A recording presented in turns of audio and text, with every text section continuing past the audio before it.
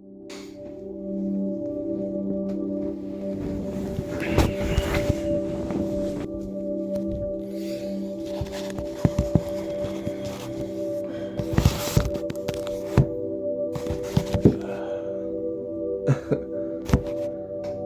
doing it. When I say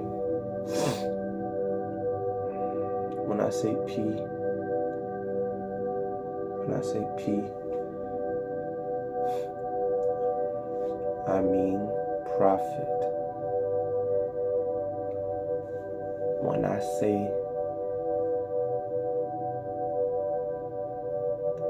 S, I mean seer. Man, let's keep it moving, baby. You dig what I'm saying? This video today is one of my first podcast Tuesdays. I don't have the name for it yet.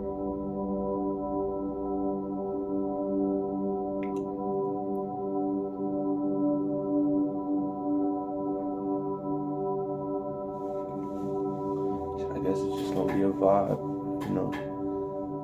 It could be about anything. Intellectual conversations on feeling strong.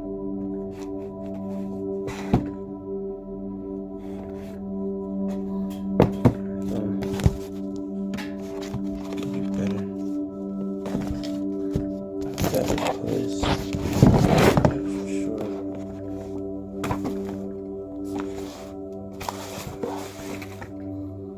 Yeah. There we go. I don't even know what I'm doing right now, but I pray y'all having a blessed day today.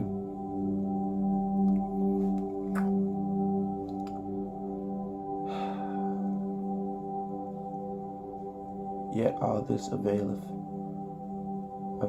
me nothing, so long as I see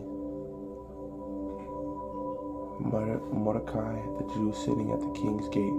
Then said Xerxes' wife and all his friends unto him, let the gallons be made of 50 cubits high, and tomorrow speak thou unto the king, and Mordecai may be hanged thereon. Then go thou and merrily with the king unto the banquet. And the thing pleased him, and he caused the gallows to be made.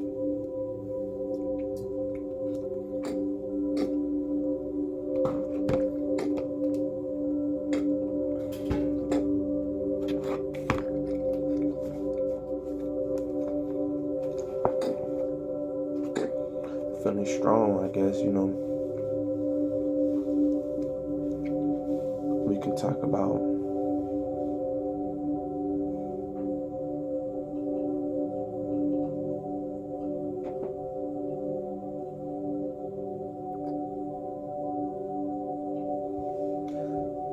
sitting here for 40 minutes talking about what podcasts, like what a podcast really usually talk about.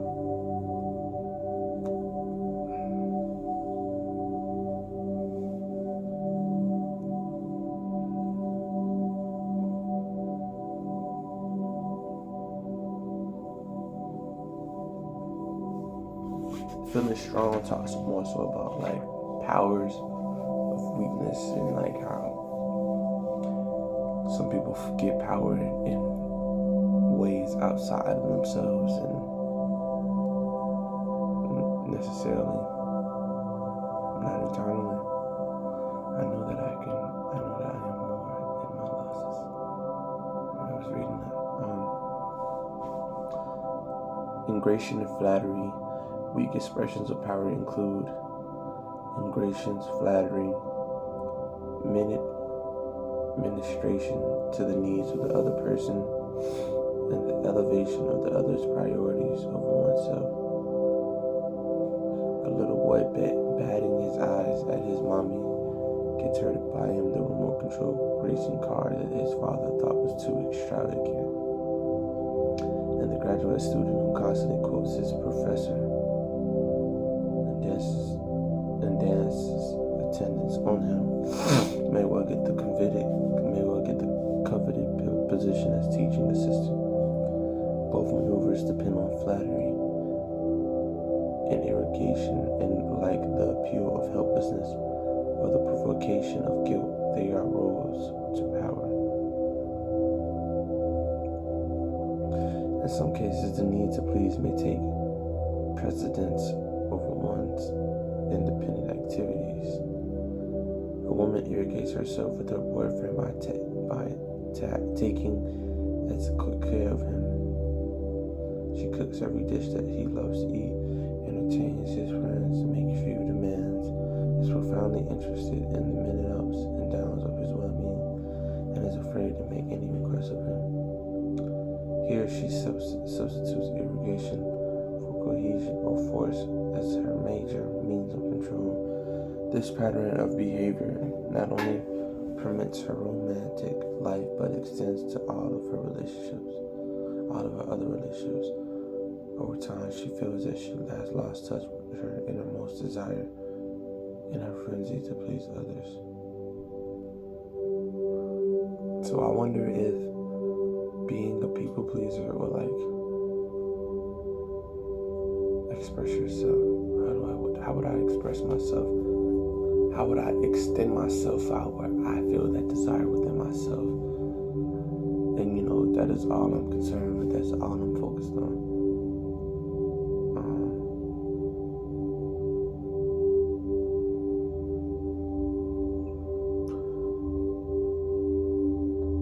Ed, a masseur, is in his 20s, is unable to set limits for his clients. Paradoxically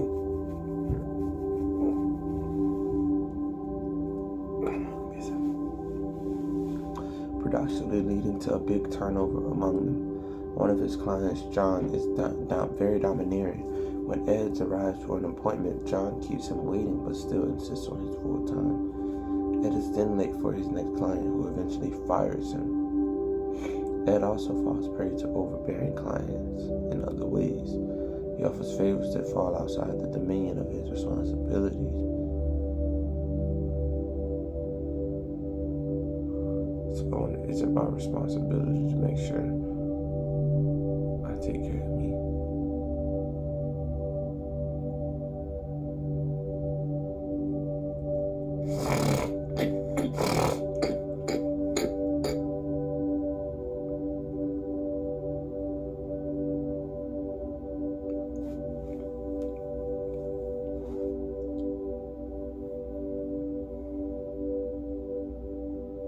I guess you have to have a desire to want to put yourself first, though. But if you don't have that desire, you're not going to want to put yourself first.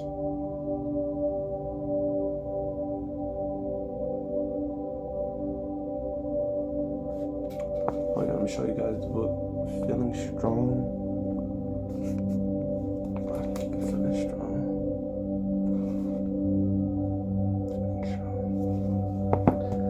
Yeah, but I guess you would want to have a desire to want to put yourself first. Your desire has to be so strong. You have to have a burning desire.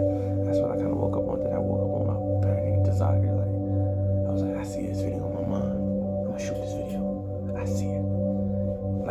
I seen it in my mind's eye, but I'm not sure if I was able to feel it. Can you have a burning desire but not recognize it? What if? You can say what if? Is there a way that your feelings can be so suppressed that you don't even recognize you have desire? And it shows up in other ways, in maladaptive ways. Continuing. One of his clients, Ed also falls prey to overbearing clients in other ways. He offers favor that fall outside the dominion of his responsibilities. His interrogating manner and his need to please extend to his friends and neighbors as well. For example, his next-door neighbor. Al had a kink in his back and asked Ed to work it out. Al then asked for a second appointment but failed to show up. The next evening, Ed saw someone go into Al's apartment for a party he had not been invited to. When he saw Al the next morning, he felt uncomfortable but said only, "Oh, we'll make our appointment some other time." in treatment, Ed stumbled over this story at first, rationalizing that he was the nice one. But once he admitted to himself that he was angry at Al, he was able to understand that he had made himself the butt of his neighbor's scorn, a very painful insight. Even so, it was a long time before he found the origins of his behavior and the role he played in his own family. Even so, it was a long time before he found the origins of his behavior and the role he played in his own family. So, like, imagine, right? Okay, we good. Imagine, right? Your behavior. I mean, it all comes back to childhood. Your behavior and you not even necessarily knowing how to find it, because sometimes these things can be deeply rooted, deeply embedded in you, like to the point where you don't even know sometimes how to find it, you know, like especially when it's like a belief. A belief is like I said, a belief is hard to change. You just need to make sure you're paying attention to like what's happening in the moment. I've been having like a lot of right-brained side aches. Not necessarily sure why. I think maybe it's probably because I'm like some minerals or something. Or not to get some tea. Some sea moss tea. Some hibiscus. Yeah. We'll fuck it up. For sure. But anyway, continuing. And you know, he was able to trace his behavior back to his childhood. So I was meditating last night, and I was like, my behavior, I need to figure out how can I, like, unravel this belief. So I was objectively observing when I was meditating last night and observing, like, certain situations, plans, certain areas in my mind, and I'm just, like, not giving them meaning. I'm just looking for, like, a different perspective or perception that may appeal itself as I'm observing it. No to the as of now. Give me a second again. We will get there. Continuing. Even so, it was a long time before he found the origins of his behavior and the role he played in his own family. The oldest of 3 children, he was taught by his mother that he must always oblige his father, who was ordinarily a good man, but periodically went on drinking binges, during which he would explode in anger and sometimes beat the children. Ed was taught to suppress his own will and to keep the family peace. Ed did not know why he was more susceptible than his siblings to his mother's blandishment, but he had become the designated flippy peacemaker. Only after his encounter with his neighbor was he able to see the role he played in those incidents that left him feeling simultaneously virtuous and humiliated.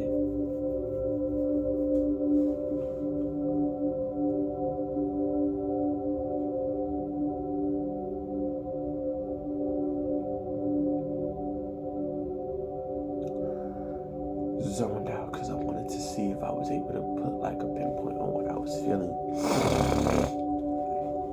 Like humiliated or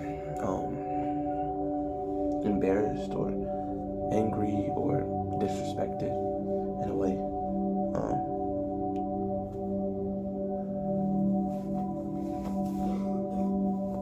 I guess it'll come to me.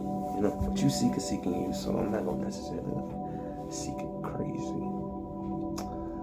Manipulation, the powers of the weak, and these are powers of the weak. So the first set of the powers of the weak would be dependency and submissiveness. It would be irrigation and flattery. So now the next one we're on is manipulation. Manipulation, just get a little bit into that. Like the strong, the weak also resorts to manipulation. Some of us torment and control our parents and later on our lovers by making them feel responsible for us and guilty if they do not bail us out. I guess in a way like take care of you, like making someone feel guilty or like if if they're wrong, if they're bad for saying no to you. Like, like a mature person would be able to say, okay, well, this person is saying no to me, but like that does not mean I should get upset at them, or I should start viewing them different in a different light. Like, you ain't shit. You never do nothing for me. You never there for me. Every time I ask you to do something, it's an issue. And that can be a way of seeing things versus like being told no. And if someone catches themselves feeling like that when they're told no, then it's more so something in their childhood, and it's not even nothing to do with you. Continuing, a child may get into trouble so that his parents are forced to rescue him. So putting yourself in situations, where you're going to either need to be disciplined, you're going to need to be helped, you're going to need to be rescued, you're going to need to be saved, and you may not consciously be aware of it, but your partners or your mom is saying like, hey, I need you to be careful. Like, they're disciplining you basically, and they're giving you consequences, and you may see that as like they're bad, or and that can be a manipulation tactic to manipulate the person you love, to manipulate your parent, to manipulate your family members, because you're using manipulation to control them out of what they said, making them feel responsible for you and guilty if they do not help you. And I would say it ain't even necessarily the person. It's just more so you not being susceptible to that. Like, you shouldn't allow yourself to be manipulated like that in that way. And that kind of has me thinking about like how the origins of my behavior in my childhood, like how I can be susceptible to something like that because of having a mom that was overbearing. So if I didn't do what she wanted, she would manipulate me into feeling a certain way, and it would make me become like what I ain't gonna say make me become, because I allowed it. So it's just a matter of boundaries, I guess. I don't want to say boundaries though, because boundaries is like, yeah, you can say no, this, but you have to like really stand firm. You got to stand strong in what you believe in. Continuing, children of the rich may be ruined because they are allowed to use negative assertion. A kid of pseudo power. Their parents buy them out of trouble. We're saying you just this one last time. No, we're saving you just this one last time. Halting any impetus, their offspring may have to develop inner guidelines and real strength. But although a child may use helplessness or acting out to control his parents, this does not generally lead to any sense of authentic power. Chronic inflads who control their nearest and dearest from the sidekick bed are a classic example of manipulation through powerlessness. Fans of the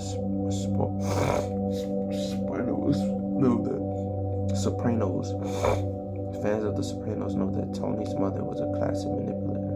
A wife who was married down may recite to her husband a long litany of the hardships she endures on his behalf.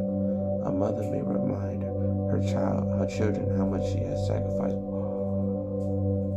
Damn.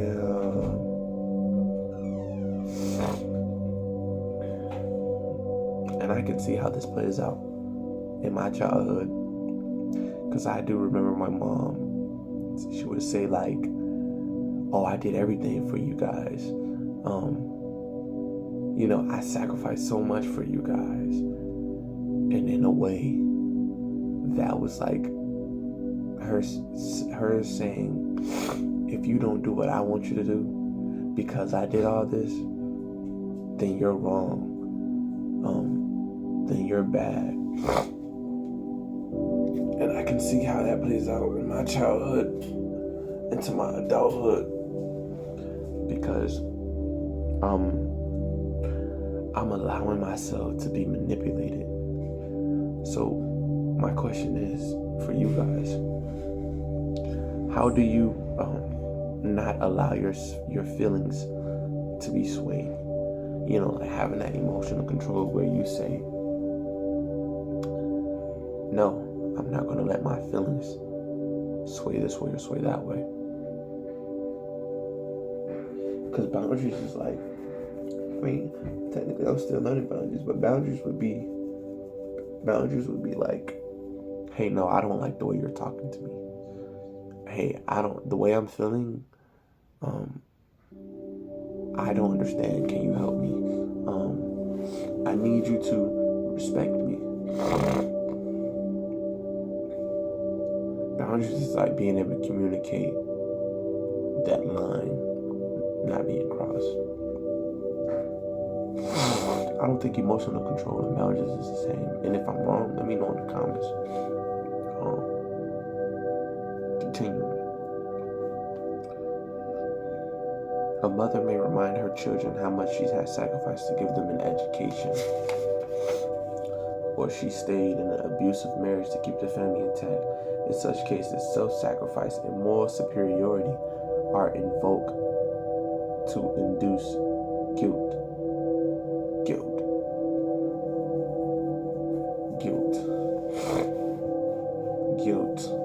If someone knows how to have control over how you feel and can induce guilt or shame, anything on you, then it's like you fucked in a way.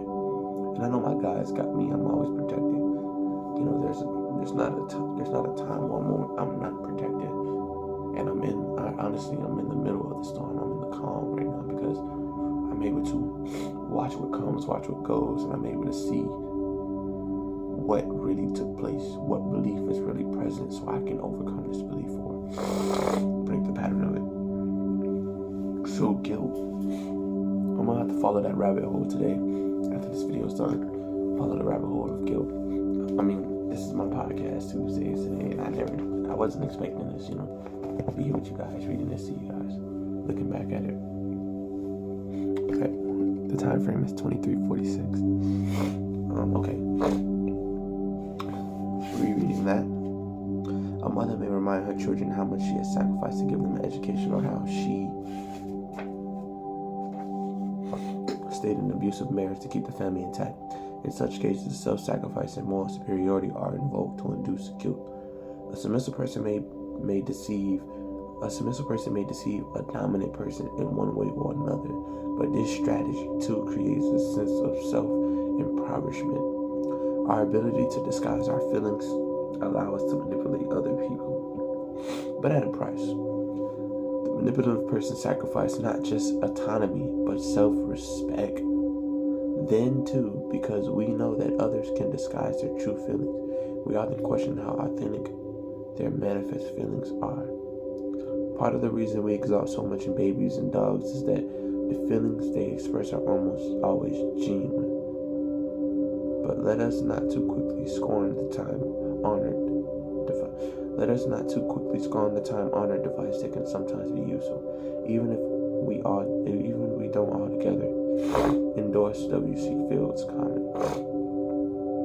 If it's worth having, it's worth cheating for. What?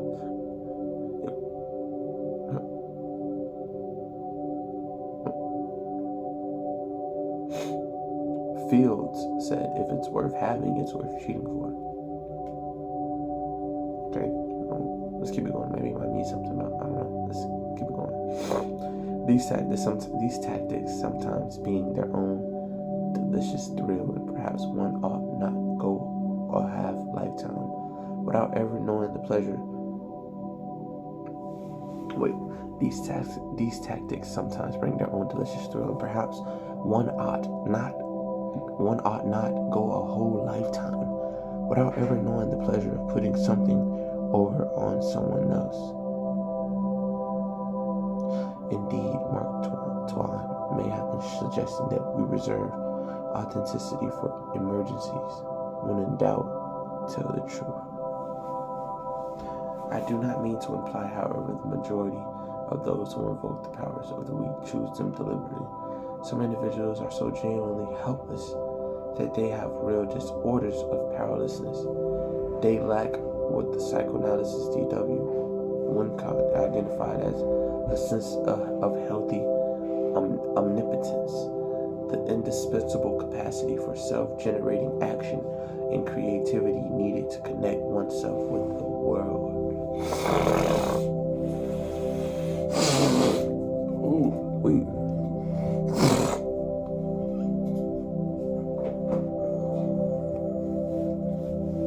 Vicarious power next.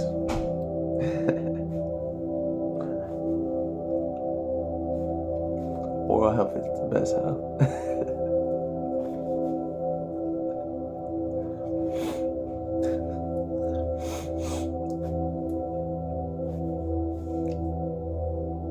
Anyway, vicarious power. Enough playing with y'all.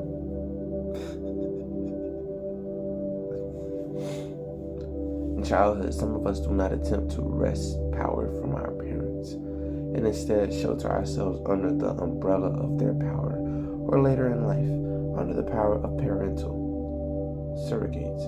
We look to them for safety, protection, and the warmth of their aura of strength in conversation as in behavior.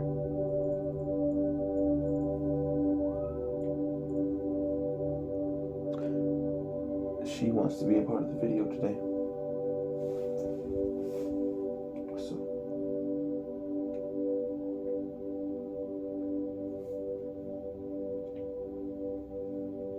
her name is Philo. Let me pick you up today.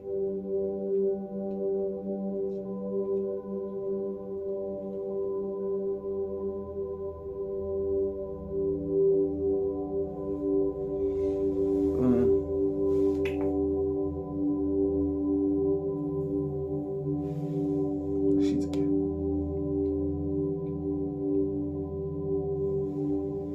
You better get on that mattress. Anyway.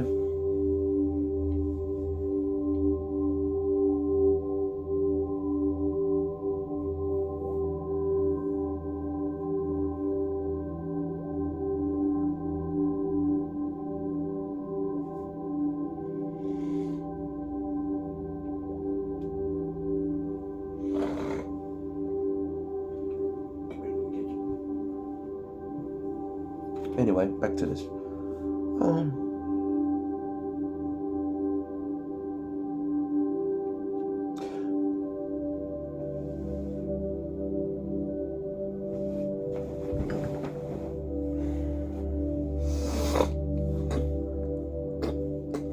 We look to them for safety, protection, and the warmth of their aura of strength. In conversation as in behavior, we stand ready to extol the power of our protector, whether boss, spouse, parent, or other or older sibling, insofar as we can induce our rescuer to depend on us, even exploit us. We achieve a kind of security.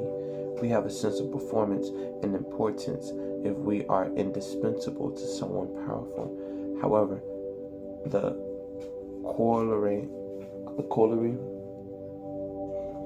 Hey, baby. I think everybody want to be a part of the video today, but Cat.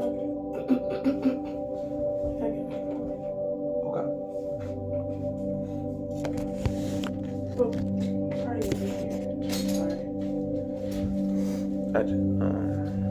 I got 10 more minutes before the video over with. I gotta get dressed. Okay. Could you get dressed in the bathroom?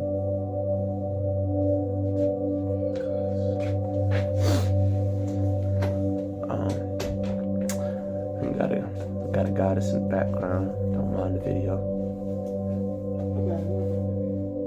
The yellow bone goddess. Anyway, as I was saying, our rescuer to depend on us, even exploit us, and we achieve a kind of security. We have a sense of preeminence and importance if we are indispensable to someone powerful. However, the corollary of depending on vicarious power is that we worry about losing our connections to those on whom our power or our well-beings depend. Ironically, the people we choose to lean on may themselves be looking for an outside source of power. A single lawyer in treatment with me some years ago was often referred to by his colleagues as the Godfather, in addition to controlling the professional lives of the many people who reported to him. He provided all kinds of professional perks for his congregation. I have not used that word. That's the second time I heard that word too. Congregation. From high-paying speaking engagements to job recommendations and numerous personal favors, people looked up to him as a power figure who benefits was part and parcel of his great sense of personal well-being and security.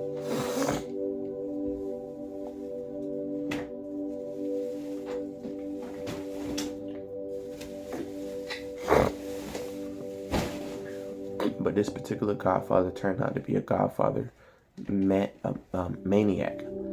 He used the godfather role to patch over his underlying sense of powerlessness and weakness.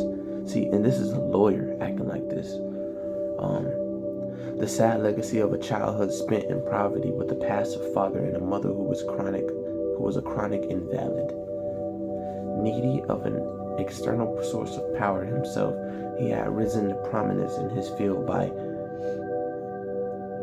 using his brilliance to attach himself to a series of more and more influenced lawyers until he made partner. Now this practice is so common as not to be worthy of much note. What portrayed his underlying dependency were his relationships with a series of women who were, without exception, the daughters of even richer, more powerful men that he had become men he could relate to as a surrogate fathers. In my view, this pattern is always noteworthy. Paradoxically, but perhaps self-evidently, my seemingly powerful patient was looking for his own godfather, real or symbolic, to look after him.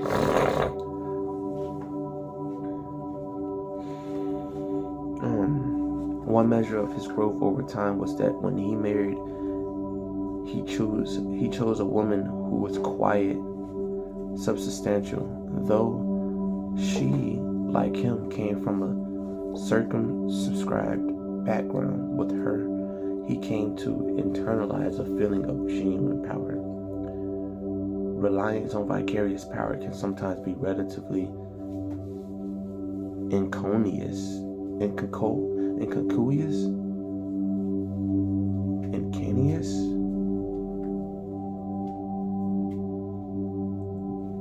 innocacious, I guess.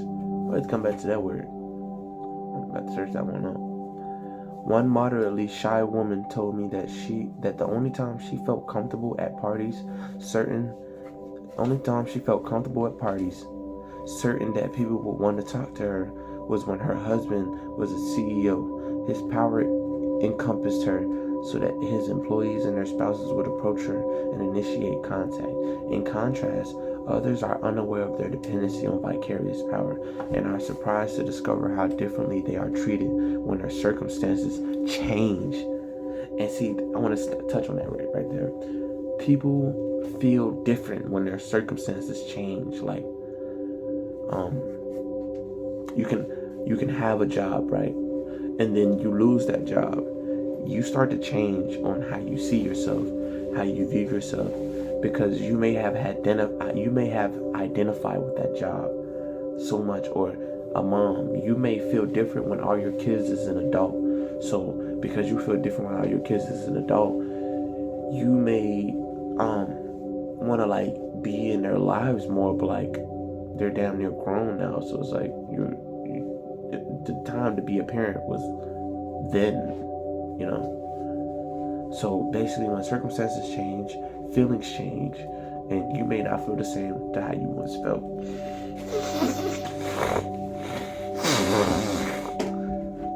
Continuing,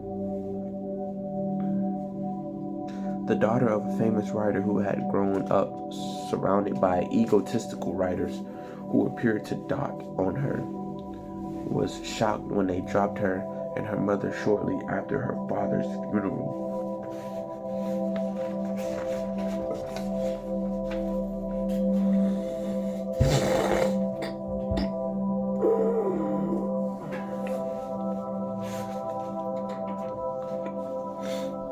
now we're on the psychological landscape of power. How we come by our choices or preferences, and the way we exercise power is a result of a temperament, early experiences, and the convictions of the world we inhabit. Beginning in early childhood, thinking about power relationships consciously or unconsciously takes up considerable amount of time. Even a small child has an intuitive, though as yet unarticulated, sense of her place in the world. And understanding that there is a hierarchy of power, and awareness that her ability to control life rests not only learning how to exert her own power, but also on learning how to relate to and influence or manipulate the power of others. Childhood teaches us many of the basic power maneuvers. We soon learn that there is just so much we can do to control others, and that there are repercussions for our willfulness. From infancy on, we encounter opposition to our natural desire to have our own way, and this results in a clash of wills between us and our parents. If we fail to find a comfortable balance of power with our parents or our siblings, we will continue to create similar skews in our adult relationships. The present riches of the past. For instance, one young man chooses to argue with his male friends if a difference of opinion arises, but with his girlfriend, he will simply walk the other way, believing that she will catapult out of fear that he will break off the relationship. He learned these responses from his father and mother, respectively, before he was 5 years old. So what they're saying is, the way your power was formed in your childhood, it's going to be the way you have power in your adulthood. So reading what I just read has me thinking about how the power between my mom and me, and how like she would use power over me in a way where she would use my feelings and emotions to manipulate me, and to manipulate me into like feeling guilty. Like I should be able to have a right to say no, I don't want to do something, without, oh, you never do what I want to do, it's always about you. No, if I want to say no to doing something, that's not necessarily anything to do with you. And that actually helps me really think on how she used to do this deliberately. Like, she was a parent, so she probably felt superior, and she felt that she can say certain things like that to make me feel guilty into doing what she wants me to do, because she's a mother.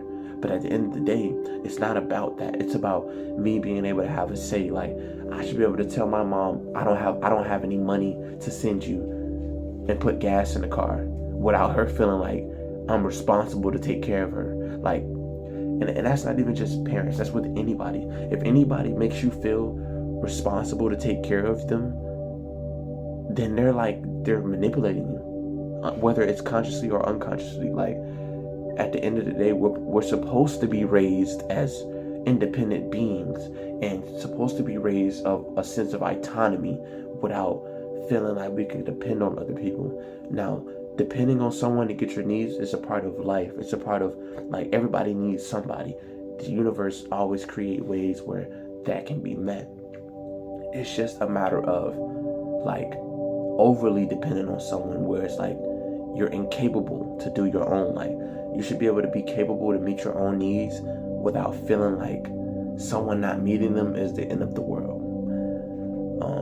But I'm gonna look more into my childhood and see how that can manifest in my adulthood, and how I need to be able to be more firm in my feelings and not let my feelings be swayed. Like, especially as a man, I'm supposed to be able to stand on something and not let my feelings be swayed. Like, if I'm saying no for a judgment, or I'm making a judgment, I'm making a good judgment, I'm making a judgment for a reason. And that's more so of a sense of my power, being able to recognize I have that ability to have that type of power. But if I was raised to not know that, because my mom did not want me to have power over myself, because that made her feel inferiority complex, because she thought, oh, once I started saying no and expressing myself, she would then have less power over me, which then in the end, you never had authentic power. You was using power of manipulation to exert your weakness onto me. With that being said, though, it is 40 minutes. This is the first video today, or first podcast for my channel. And we'll get more into it later down the line. I'm out.